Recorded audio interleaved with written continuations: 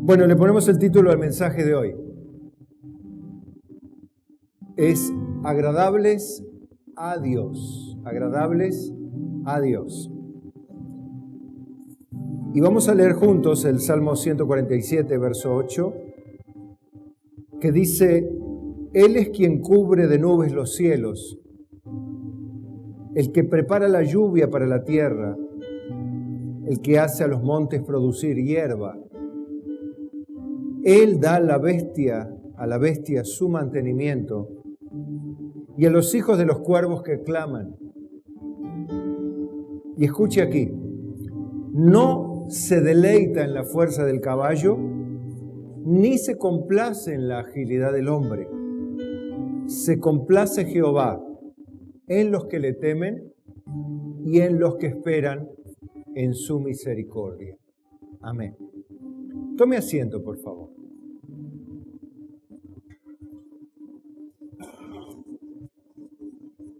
Ahí estamos. Tomé esta porción porque declara, en primer lugar, la grandeza, la omnipotencia de Dios en la provisión para el sustento de todo ser vivo en la tierra, para el continuo funcionamiento de los ecosistemas de la tierra. Eso obviamente es un diseño divino y apunta no solamente a los animales comunes, sino hasta los cuervos. Creo que son los pájaros más feos. Bueno, Dios los alimenta. Alimenta a los grandes animales. Él también dice que es el que a la tierra le hace producir hierba, obviamente al hombre que la trabaja. Y con esto la provisión para el alimento del hombre. Con todo, en lo que me detengo hoy es que a Dios no lo deleita la fuerza de un caballo. Recuerde que el caballo, en la época que se escribió la Biblia, era el emblema del motor, lo que movía mecanismos, maquinarias, el ejército. El hombre podía alcanzar gran velocidad montado a caballo. No hay otra forma que un ser humano alcance gran velocidad, 60, 70 kilómetros por hora, si no es en un caballo. Sin embargo, lo podía hacer en esa época. Obviamente era un símbolo de poder el caballo. A ver, ¿qué podríamos hablar hoy? Tener un avión, tener un muy buen auto, tener una muy buena maquinaria. Podría ser algo atractivo y algo envidiable quizá para muchos. Mirá el auto que tiene, mirá la casa que tiene, ¿no? Mirá el avión que tiene Messi, por ejemplo. ¿No? Llama la atención, bueno, porque nadie puede tener eso. Con todo, la Biblia dice que Dios no se deleita en lo que el hombre posee, por lo que el hombre se cree poderoso. Generalmente les ha pasado y generalmente nos pasa cuando somos más chicos, ¿no? O cuando recién aprendemos a manejar. ¿Quién? Mayormente de los muchachos. Agarró el auto del papá y se sentía Gardel arriba del auto. Sentía que miraba por arriba del hombro a todos los más chicos que todavía no manejaban el auto. Y hoy cuando ya somos papás y casi abuelos, decimos, no, manejá vos. Ya no queremos saber nada. Pero es así el ser humano, es como que se siente grande por sobre los demás, ¿no? Y generalmente cuando una persona que no tenía nada y de repente tiene mucho, bueno, hay una serie de calificativos que se le dan a la persona que se la cree, que resucitó de la nada, ¿verdad? Dice, mira, ¿de qué se la manda ahora? Bueno, eso es solo una sensación de poder. Y que inclusive es razón de envidia para los que no tienen, y razón de soberbia u orgullo para los que lo tienen. Sin embargo, para Dios eso no es nada. Dios no le atrae la persona poderosa, la persona que tiene dinero, que tiene poder político, económico, que tiene carisma. atractivo social. Dios no le atrae en esas cosas. Inclusive puede decir, bueno, pero es una persona muy buena, inteligente, capaz, muy dada, muy generosa, muy sociable, una persona con la que todos quieren estar. Hay personas que tienen esa característica. Hay personas que son muy atractivas, tienen algo que le llaman magnetismo, que todo el mundo quiere estar con ellas. Esas personas hay pocas. Usted puede decir, no, conmigo no quiere estar ni el diablo. Bueno, es quizá un poco cuestión de carácter, cuestión de ver cómo manejamos las relaciones humanas. Pero esa es otra discusión aparte. Lo importante es esto, que Dios tampoco le complace o le trae deleite o se agrada de la persona que tiene carisma, que tiene dones, que tiene virtud social, humana, intelectual, no sé, o habilidades deportivas. Todos morirían por tener el talento de Messi, me imagino, o de algún otro jugador, o de algún otro deportista, ¿no? En cada deporte hay campeones, por supuesto, y cada uno, según sus gustos, tiene sus ídolos, digámoslo así, ¿no? Es más, nos complacemos en la habilidad, por ejemplo, del deportista. Los que le gustan el deporte, por ejemplo, ¿no? O los que le gustan el arte, se complacen en la habilidad del artista. Es atractivo, es deleitoso contemplar la agilidad. Como un hombre o una mujer vuela por el aire haciendo gimnasia, sacando 9.90 o 10 puntos en el juicio que dan los que están midiendo su exposición, ¿no? Y claro, nosotros valoramos, valuamos, comparamos y decimos, wow, bueno, quiero que sepa algo, dice Dios, yo soy el que le doy a todos de todo, pero a mí no me complace, dice Dios, lo que sos, lo que tenés, lo que según el mundo valés o lo que vos crees que valés. A veces nosotros nos damos, generalmente somos de evaluar nuestra persona cuando tenemos una baja autoestima o sobrevaluar nuestra persona cuando tenemos una autoestima desmedida. La autoestima es buena cuando es correcta en su nivel justo. Tener un correcto concepto de nosotros mismos es lo que hay que tener. Estar sobrevaluados no está bien porque nos hace agrandados, en palabras así callejeras, nos hace personas que nos creemos algo que no somos. Pero la Biblia aclara en qué se complace Dios. Se complace Dios en los que le temen.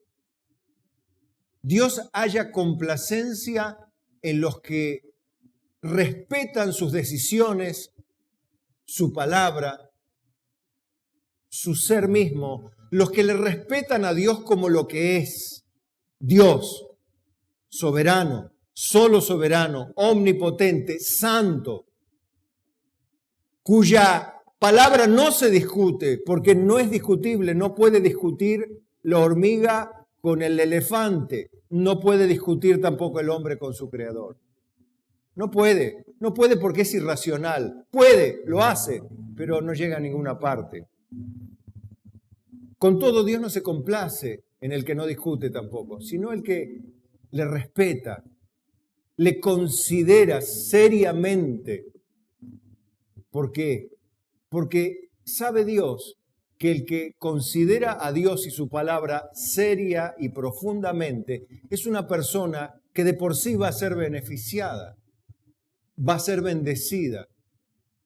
Su vida va a ser bendecida por causa de temer a Dios y eso Dios lo sabe. Por eso en eso mismo se complace. Y en los que esperan en su misericordia, porque Dios sabe que esperar en otro es absoluta necedad. Esperar en nosotros mismos o esperar algo de alguien, aunque sea una buena persona, porque yo no discuto que haya buenas personas, de hecho las hay, ustedes las conocen. Pero esperar todo en la vida de las buenas personas es necedad, porque hacerlo así y no esperar de Dios ayuda y misericordia es absoluta necedad, porque no hay nadie comparable con el amor y la misericordia de Dios. No hay nadie, ni siquiera parecido, porque no podemos decir, sería un insulto a Dios que hay hombres que son bastante parecidos a Dios. No, Es imposible. Mire lo que dice Miqueas 7:18. Que Dios como tú, que perdona la maldad y olvida el pecado del remanente de su heredad. No retuvo para siempre su enojo. ¿Por qué? Porque se deleita en misericordia. Esto para que sepamos que Dios no le complace fulminar gente, mandar gente al infierno, como alguno lo podría decir en un lenguaje más vulgar. Pero lo tiene que hacer porque es un juez justo. Así como usted espera que un juez condene a un delincuente que abusó de usted o que le robó a usted, esperaría usted que el juez no se pase de la raya, sino que emita un justo juicio sobre el delincuente, ¿no? Bueno, así de la misma manera usted debería esperar que Dios sea justo. Ahora, Dios no le complace castigar al hombre, lo tiene que hacer, pero sí le complace hacer misericordia con el hombre. Le complace sobremanera hacer misericordia como lo hizo con nosotros el día que nos llamó al arrepentimiento, nos justificó, nos perdonó y nos hizo nacer de nuevo. Él volverá a tener, decían ya en el tiempo de Miqueas, misericordia de nosotros, sepultará nuestras iniquidades y echará en lo profundo del mar todos nuestros pecados. Cosa que se cumplió ¿cuándo? Cuando Cristo consumó su obra en la cruz del Calvario.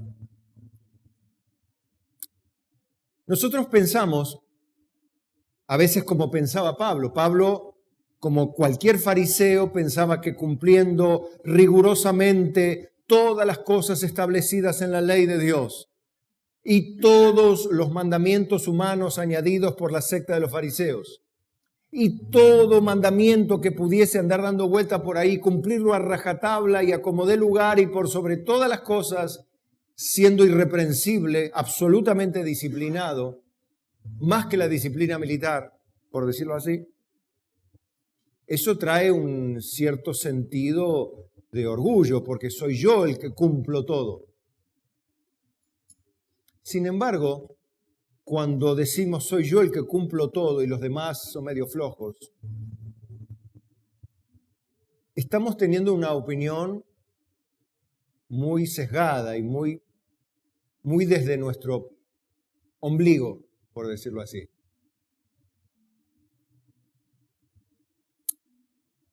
Vamos a ver ahora que a Dios no le agrada la mera religión, el mero cumplimiento de su ley. Pregunto primero, ¿hay que cumplir la ley de Dios o podemos pasar por alto algunos mandamientos? ¿Cuántos mandamientos hay? 10. ¿Podemos pasar alguno por alto? Bueno, pero el 10%, quebrantar el 20%, guardar 8 de 10 está bastante bien.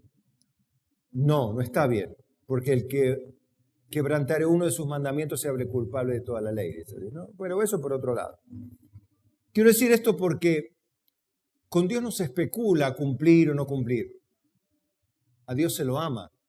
Y cuando uno ama a alguien no está diciendo, bueno, hoy cumplí con vos, ¿no? Hoy te saqué a pasear, hoy te di un beso, hoy te di 2. Vamos contando los besos, los abrazos, los cariños, las palabras de afecto. Hoy no te porfié nada, ¿no? Pero eso de contar besos, y estoy exagerando, ¿no? Pero contar abrazos, contar actos buenos y actos malos, ¿a usted le parece absolutamente tonto una relación amorosa? Y sí, es que lo es. Bueno, exactamente tonto, torpe y necio es hacer lo mismo con Dios. Pretender que hacemos algunas cosas y con eso ya cumplimos con Él y Dios está contento con eso. Qué bueno porque cumplió este mandamiento, dice Dios, y está contento con eso. No.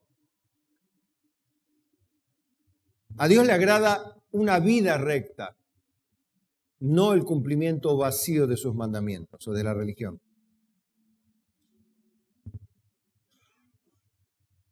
Por eso en Proverbios 21:2 dice, todo camino del hombre es recto en su propia opinión. A su parecer, cada persona dice, no, yo soy bastante bueno. Yo no hago tantas cosas malas. Pero luego dice en el verso 3, hacer justicia y juicio es a Jehová más agradable que sacrificio. O sea, cumplir con lo minucioso de la ley de Dios en este caso lo ceremonial, que era necesario, era mandamiento de Dios, y así había que hacerlo, pero antes que el mero hacer el sacrificio, el mero cumplimiento de la ley ceremonial, ante todo una vida recta es lo que es agradable a Dios. Lo otro también había que hacerlo, pero antes había que hacer lo otro, sin dejar de hacer aquello. En realidad Dios quiere más que un sacrificio o el mero cumplimiento de la ley, un sacrificio vivo, lo que se llama un sacrificio vivo. Y lo define esto Romanos 12:1. Dice, así que hermanos, os ruego por las misericordias de Dios, que presentéis vuestros cuerpos en sacrificio vivo, santo, agradable a Dios, que es vuestro culto racional. O sea, una forma racional, porque es posible.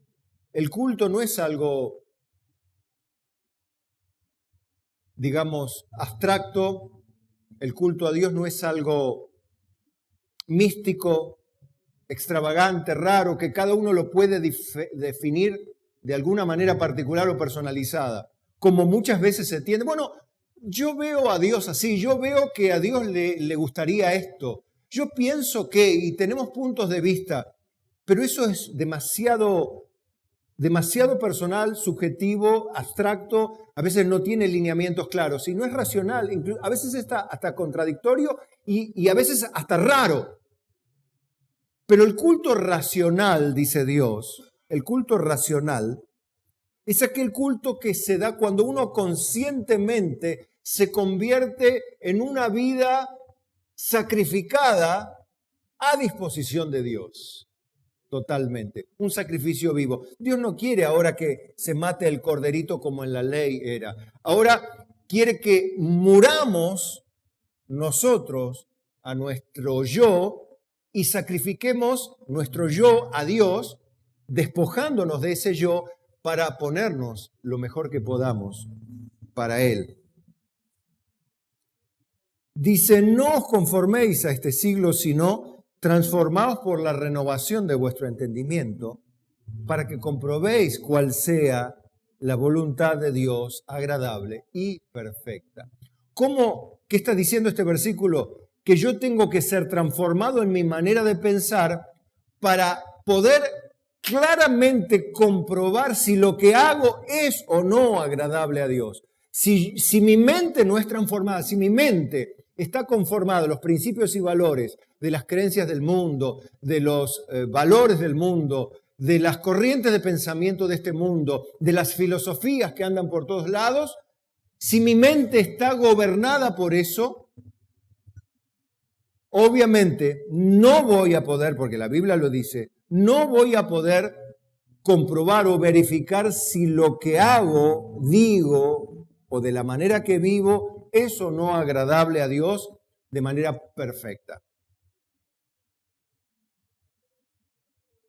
En Efesios 5:8 dice, porque en otro tiempo erais tinieblas, mas ahora sois luz en el Señor. Andad como hijos de luz, porque el fruto del Espíritu es en toda bondad, justicia y verdad, comprobando, o sea, que se va verificando lo que es agradable al Señor. Mi vida va a su vez evidenciando lo que es agradable al Señor. ¿Por qué? Porque fui transformado en la mente, en la manera de pensar. Ya no pienso como pensaba cuando no era de Cristo. Ahora como soy de Cristo, no es que me hago el bueno, ni que me creo bueno, sino que pienso de otra manera. Y cuando pienso de otra manera, lo que hago será ir caminando por lo que es agradable al Señor, accionando, aunque el mundo me critique y me denoste y no crea que soy de Dios. Pero eso no te tiene que importar ni a vos, ni a mí, ni a nadie.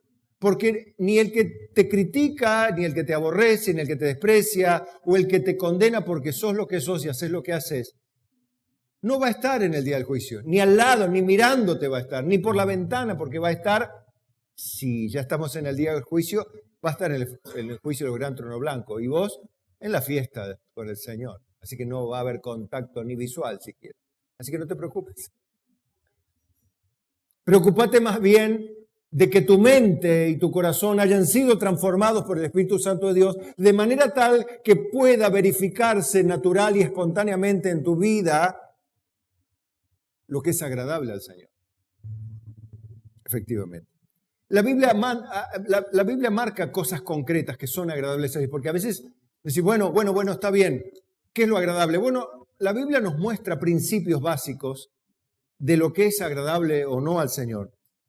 Y hay algunas cosas bien claras, como por ejemplo, 1 Timoteo 2:1 dice, exhorto ante todo a que se hagan rogativas, oraciones, peticiones y acciones de gracias por todos los hombres, por los reyes y por todos los que están en eminencia, para que vivamos quieta y reposadamente en toda piedad y honestidad. Más allá del gobierno electo ahora o en el anterior, usted oraba y orará por su presidente, por sus ministros, por los poderes de gobierno, más allá de que le guste o no su color político. Bueno, porque esto es lo que Dios manda, dice la palabra de Dios, porque esto es bueno y agradable delante de Dios nuestro Salvador. Las personas dicen, no, yo por este no voy a orar. Y piensa que esa actitud es agradable al Señor. No, lo que es agradable al Señor, me guste o no, yo oro por los que están en eminencia, por los reyes, por los gobernantes, por los gobernadores, por el intendente, por los ediles, los senadores, los diputados provinciales, nacionales, las fuerzas de seguridad, por los que están en autoridad, por la maestra, por el director de la escuela y por el pastor también, si se acuerda, porque de alguna manera es autoridad también, si está en eminencia. Pero eso es agradable a Dios. Pregúntese usted, ¿yo habitualmente hago esto de manera natural, espontánea, o me dedico a criticar lo que veo en el noticiero y me uno a los que critican, o me uno a los que se quejan, o a los que protestan? Ni quisiera saber que anda con una bandera por allí tirando piedra, siendo creyente, ¿no? Digo esto porque eso no es agradable al Señor. Y habrá muchos creyentes que lo hacen, ¿no? Pero bueno, yo digo lo que es agradable al Señor, la Biblia lo deja claro. Filipenses 4:15. Y sabéis también vosotros, oh filipenses, que al principio de la predicación del Evangelio, cuando partí de Macedonia, ninguna iglesia participó conmigo en razón y dar y recibir, sino solo vosotros. Pues aún a Tesalónica me enviasteis una y otra vez para mis necesidades. No es que busque dádivas, sino que busco fruto que abunde en vuestra cuenta. Pero todo lo he recibido y tengo abundancia, estoy lleno, habiendo recibido de Epafrodito lo que enviasteis, olor fragante, sacrificio acepto, agradable a Dios. Mi Dios, pues, suplirá todo lo que os falte, conforme a sus riquezas en gloria, en Cristo Jesús. ¿Qué le mandaron a Pablo los de Filipos? Una bolsita de caramelo. ¿Qué le habrán mandado?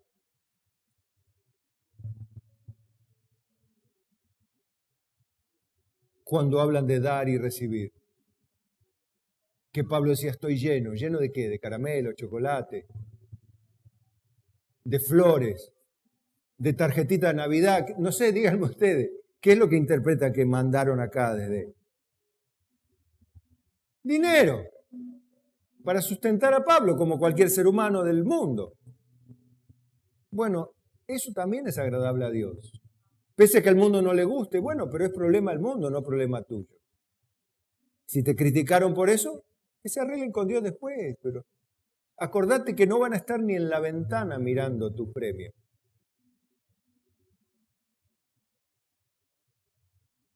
Pero también sabe en tu corazón que tu Dios suplirá todas las cosas que te falten conforme a sus riquezas en gloria.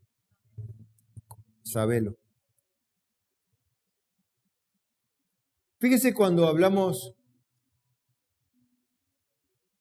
y acá está hablando de las viudas que tienen familia, en 1 Timoteo 5, pero si alguna viuda tiene hijos o nietos, aprendan estos primero a ser piadosos con su propia familia. y a recompensar a sus padres, porque esto es bueno y agradable delante de Dios. A veces tenemos familia mayores, y yo hoy me puse un poquito triste porque mi mamá hoy se le escaparon un poco más de algunos megabytes, ¿no? Porque con el Alzheimer va perdiendo prácticamente todo.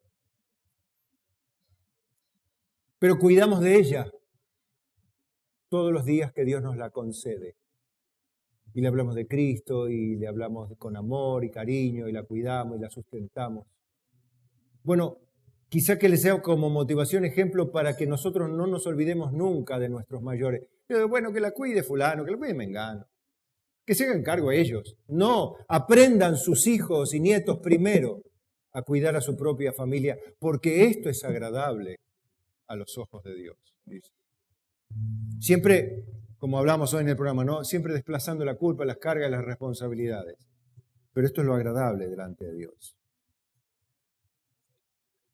Hebreos 13:15 dice, así que ofrezcamos siempre a Dios, diga conmigo, siempre a Dios. ¿Pero qué cosa? Por medio del sacrificio de alabanza, es decir, fruto de labios que confiesan su nombre. Dígame, ¿qué interpreta por siempre a Dios? ¿Una vez por mes, una vez por año, una vez por día, todo el día? Siempre. ¿Y siempre qué comporta? Digo, ¿usted no habla con nadie más que con Dios o habla con más gente? Bueno, obviamente cuando habla con otras personas no va a estar hablando con Dios, pero ¿cada cuánto habla con Dios? Bueno, él siempre usted le habla de que hay que tener una vida de alabanza y a Dios. Y como hoy hablamos justamente el canto congregacional, es una oportunidad más para tener fruto de labios que confiesan su nombre. ¿Fruto de labios qué es? Es expresar algo. Y dígame, piense usted cuando no está en el culto. Piense usted, váyase atrás unos días atrás. ¿Cuántas veces en los días atrás, que no hablando de los cultos, alabó a Dios con sus labios y dio gracias a Dios con sus propios labios? No con la mente, bueno, se acuerda de Dios o tiene memoria de las cosas buenas que hizo Dios. No estoy hablando de eso, sino de fruto de labios que confiesan.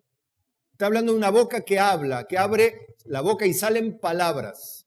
Bueno, mire, ¿cuánto hace que usted no le da gracias a Dios o no alaba a Dios? Bueno, hay que cada uno se ponga su puntaje. Yo no soy juez acá. Yo soy el cartero, el mensajero. Pero digo, ¿no es la iglesia una hermosa oportunidad para, sin tener nadie que te critique al lado, sino que todos practican lo mismo, levantar las manos y decir, ¡gloria a Dios! ¡Amén! Gracias, Señor. Cuando si lo haces en tu trabajo te van a mirar, ¿qué te pasa? Te van a decir, ¿no? Es más raro que lo hagas en tu trabajo. Probablemente lo hagas en tu casa. Pero si no lo haces en la iglesia, no digo que estén todos gritando ahora en la iglesia, pero digo, no es un lugar donde hay libertad para alabar a Dios. No es entonces para que siempre podamos cumplir este mandamiento, la congregación un lugar ideal, venir los domingos. Qué lindo, ¿no? Levantarse el domingo a la mañana para cantarle a Dios. Claro, evidentemente vos le tenés que amar a Dios, ¿no? Porque si no vas, lo primero que vas a ir a cantarle a las plantas, porque es lo que más amás por allí. Cantarle, qué sé yo, al jardín, a las hojas, al viento, a las olas y al mar. Bueno, acá no hay, ¿no?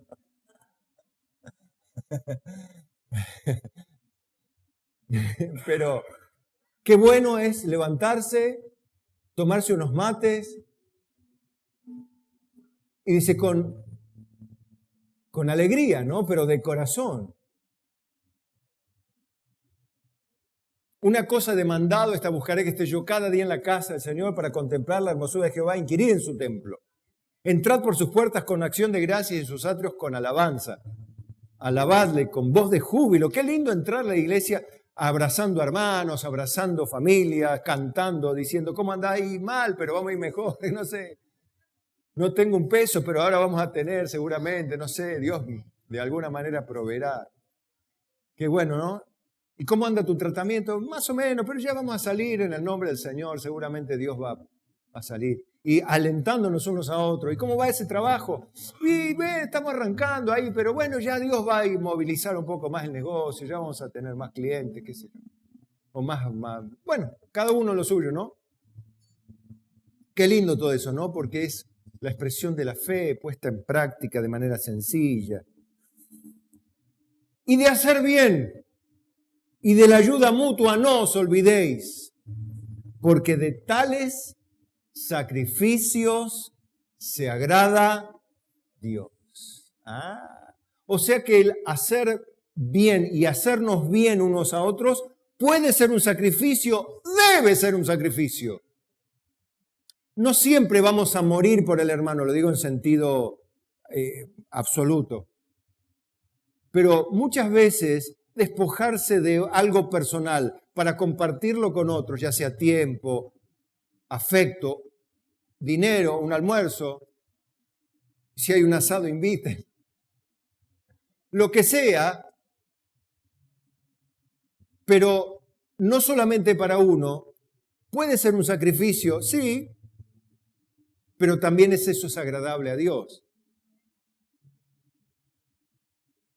De chicos siempre nos quedamos con todo el sándwich, pero nos enseñaban a compartir. Y hasta que decíamos, el que come y no convida, bueno, usted complete. Porque el que come y convida es bienaventurado. Eso lo enseñó el Señor. Creo que son sacrificios. A veces nosotros queremos comer todo, pero a veces compartir es un sacrificio porque queremos comer todo. Y lo digo ahora en sentido figurado. Pero de tales sacrificios se agrada a Dios, del hacer bien. No os olvidéis, dice el Señor. ¿Por qué no os olvidéis? Porque nos olvidamos. Porque pensamos solo en nuestras necesidades. En cierta medida está bien, porque eso es lo que así Dios nos hizo. Pero cuando se deforma, eso se convierte en egoísmo. Y cuando nos convertimos en egoístas, es cuando nos olvidamos de los sacrificios que hacen que nuestra persona sea agradable a Dios.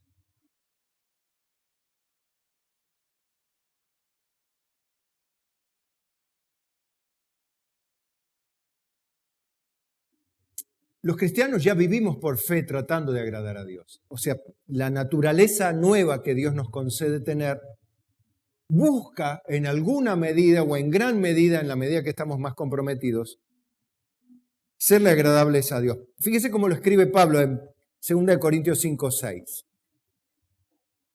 Así que vivimos confiados siempre. Me gusta el siempre de la Biblia, ¿no? Hay varios siempre, porque habla de un estilo de vida. Y sabiendo que, entre tanto estamos en el cuerpo, estamos ausentes al Señor. ¿Qué está diciendo? Que mientras vivimos en este cuerpo, el Señor es invisible, pero es real. Para nosotros es invisible, no hablamos con Él. O sea, hablamos con Él a través de la oración, pero no estamos escuchando como cuando hablamos por teléfono con alguien o estamos enfrente de alguien. Estamos ausentes al Señor, ¿no?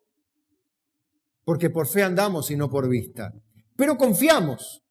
Confiamos que aunque no le vemos, ni le oímos, ni le podemos tocar, sabemos que Él está con y en nosotros. Y confiamos, mas quisiéramos estar ausentes al cuerpo y presentes al Señor. Por tanto, siendo consciente de la realidad de que Dios está continuamente acompañándonos porque nos ha amado, nos ha salvado, nos ha perdonado, nos ha transformado, por tanto, procuramos también ausentes o presentes, serle agradables. Fíjese que dice procuramos, porque deseamos naturalmente eso, serle agradables al Señor. Porque es necesario que todos nosotros comparezcamos ante el tribunal de Cristo, para que cada uno reciba según lo que haya hecho mientras estaba en el cuerpo, sea bueno o sea malo. Ahora, vamos cerrando este mensaje entendiendo esto, que en primer lugar no somos agradables a Dios porque somos buenas personas, porque tenemos un buen corazón, porque Dios dijo, bueno, lo voy a llamar a Carlitos porque Carlitos tiene un buen corazón para con sus hermanos, con la gente, aparte, no.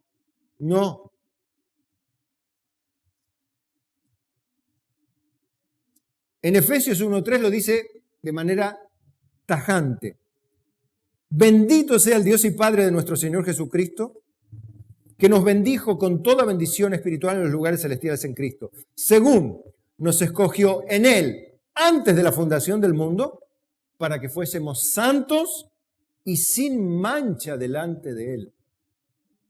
Así nos escogió Dios antes de la fundación del mundo. No para que seamos cualquier cosa, sino santos y sin mancha. ¿Delante de quién? Delante de Dios.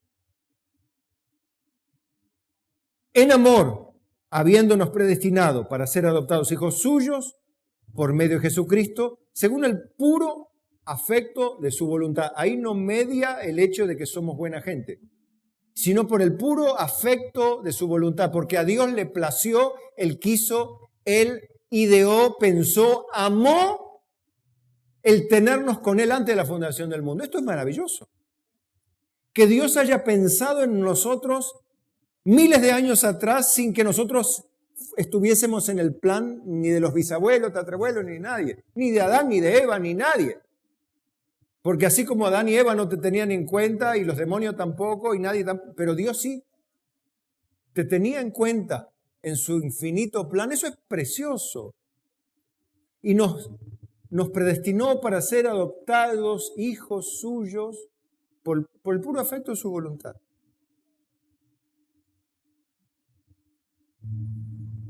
Pero esto lo hizo para alabanza, dice el verso 6,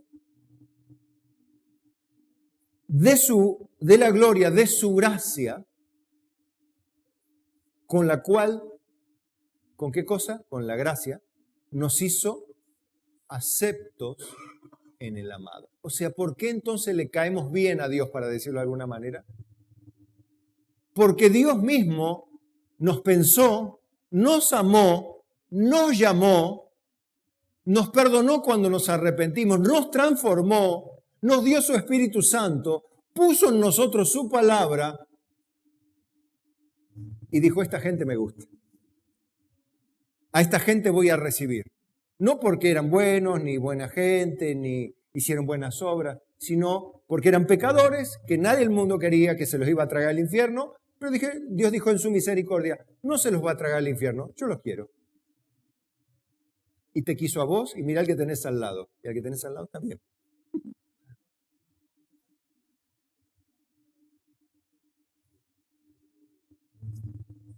¿No había otra cosa, pastor? No. Es lo que Dios quiso. ¿No es maravilloso el Señor? No, ¿de qué nos vamos a jactar? ¿De que somos más buenos el uno que el otro? ¿De qué? Más vale humillémonos y Señor, ayúdame a hacerte agradable, ya que has sido tan bueno conmigo, no mereciéndolo, no teniendo ni un punto a favor, porque toda nuestra justicia, como dice Isaías, son como trapo de inmundicia delante de Dios. Todas las cosas buenas que nosotros podemos hacer, si las comparamos con el estándar de Dios, son absoluta basura. Por más buenas que sean, más bien intencionadas que sean, no son agradables a Dios. ¿Por qué? ¿Por qué, pastor? Pero si son buenas desde tu punto de vista, pero están contaminadas por tu naturaleza pecaminosa, lo cual lo hace abominable a los ojos del Santo. A los ojos del Omnipotente es horrenda nuestra vida. Pero Él nos cubrió con su manto de justicia, nos lavó de nuestros pecados, nos purificó, nos puso su espíritu, nos cambió el espíritu y nos dijo, esta gente yo la quiero.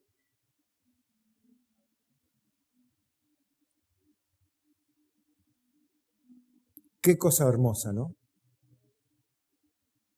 Y ustedes saben, como dice la Biblia, ¿no? Que por gracia sois salvos, y esto no por medio de la fe, ¿no? Y esto no de vosotros, pues es don de Dios. La fe, sí, y la salvación son don de Dios. Esa fe es la que Dios nos da para que le creamos, le amemos, le sirvamos y le esperemos, como de hecho lo hacemos. Por eso en Hebreos 11:6 dice, pero sin fe es imposible agradar a Dios, porque es necesario que el que se acerca a Dios crea que le hay y es galardonador de los que le buscan. Ahora, si la Biblia dice que no hay uno que busque a Dios, ni uno solo, dicen Romanos, citando el Antiguo Testamento, ningún ser humano puede buscar a Dios sin Dios. Entonces, ¿cómo Dios va a galardonar a algún ser humano que le busque? O algún ser humano que, como dice acá, se acerque a Dios. Si nadie quiere acercarse a Dios, si todo el mundo, inclusive nosotros cuando estábamos sin Cristo y sin fe, andábamos en pos de nuestros propios criterios, nuestra propia fe, y decíamos tener fe, pero la fe humana, pero no la fe de Dios, la fe que nos lleva a Jesucristo, la fe que nos lleva al arrepentimiento, la fe que nos lleva a su palabra. Esa es la fe de Dios. Sin esa fe es imposible agradar a Dios. No, pero es una persona muy creyente, es una persona muy devota, pero si no tiene la fe de Dios es imposible. No es agradable a Dios, es abominable. Pero es una buena persona, ¿cómo va a ser abominable? Porque vos estás mirando desde la perspectiva humana. Yo te estoy hablando desde la perspectiva divina, que es otra. Vos me estás comparando la perspectiva terrenal humana, donde nos comparamos nuestras bondades, cuando la perspectiva es comparar la bondad de Dios con la nuestra. Decime si juntamos todas nuestras bondades, ¿a cuánto le llegamos a la altura de Dios? A ningún lado le llegamos. Por lo tanto, es irrelevante comparar nuestras bondades con las de Dios. Es torpe, no tiene sentido, es irracional. Pero sin fe es imposible agradar a Dios. Porque es necesario que el que se acerca a Dios crea que le hay y es galardonador de los que le buscan. Y termino con el último versículo. Porque alguno puede decir, pastor, yo quiero, en mi corazón quisiera hacer todo lo que le agrade a Dios. Porque yo quiero amarlo a Dios como a Dios le gustaría que lo ame. Yo quiero servirlo a Dios como a Dios le gustaría que le sirva. Yo quiero hacer lo que Dios le gustaría que yo haga. Bueno, tengo una buena noticia para vos que querés eso. Mirá, seguime a Hebreos, capítulo 13, verso 20. Este es el último versículo que leo. Vas a ver que por Cristo podemos hacer las cosas que son agradables a Dios. Y vas a ver por qué. Y te vas a sorprender.